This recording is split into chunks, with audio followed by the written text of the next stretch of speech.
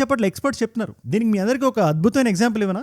Bricks summit నడిచింది బ్రెజిల్లో July 6-7 మొన్నే. దానికి చైనా నుంచి షీ జిన్పింగ్ గారు కానీ, రష్యా నుంచి వ్లాదిమిర్ పుతిన్ గారు కానీ రాలేదు, అటెండ్ అవ్వలేదు. ఇప్పుడు ఈ షీ జిన్పింగ్ గారు ఎందుకు రాలేదు అనేది చాలా పెద్ద టాపిక్, చాలా సెపరేట్ టాపిక్. అది దాని గురించి మనం ప్రత్యేకంగా సెపరేట్ గా మాట్లాడాలి. ఇవాళ రోజున చైనాలో రెజ్యూమ్ చేంజ్ అయిపోద్ది. మే 21 నుంచి షీ జిన్పింగ్ గారు అంత కనబట్లేదు. బెలరస్ ప్రెసిడెంట్ గారు కూడా కలిశారు ఆయన్ని. రీసెంట్ గా కలిసి ఆయన మాట అన్నారు బయటకు వచ్చి, ప్రెసిడెన్షియల్ ప్యాలెస్ లో కలవలేదు మేము, ఏదో చిన్న ఇంట్లో కలిసాం మేము. ఆయన చాలా హిస్ వెరీ అన్వెల్, ఆయన ఆరోగ్య పరిస్థితి బాగాలేదని ఆయన చెప్తున్నారు. కానీ త్వరలోనే రెజ్యూమ్ చేంజ్ అవబోతుంది అని అక్కడ చైనాలో రకరకాల మాటలు మనకు వినబడుతున్నాయి. Chinese President Xi Jinping has met with Belarusian President Alexander Lukashenko in Beijing.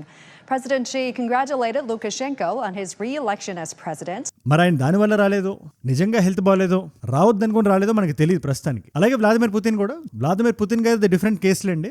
ఈ దేశపు ప్రెసిడెంట్స్ రాకపోయినా వాళ్ళ రిప్రజెంటేటివ్స్ వచ్చారు. అండ్ బ్రిక్స్ లో జనరల్ గా జరిగినట్టుగానే అమెరికా గురించి రకరకాల చర్చలు జరిగినాయి. మన నరేంద్ర మోదీ గారు ఉన్నారు అక్కడ, ఆన్ టైం వెళ్ళిపోయారు. ఆయన ఒక 5 కంట్రీ టూర్ లో ఉన్నారు. ఆయన ఘనా గానీ, అర్జెంటీనా గానీ, త్రినిదాద్ గానీ, ఇప్పుడు బ్రెజిల్ గానీ, తర్వాత నమీబియాకి వెళ్తారు ఆయన. It's a very strategic trip. అందులో బ్రెజిల్ వచ్చింది, ఆయన అటెండ్ అయ్యారు. ఇప్పుడు ఇక్కడ అమెరికాకి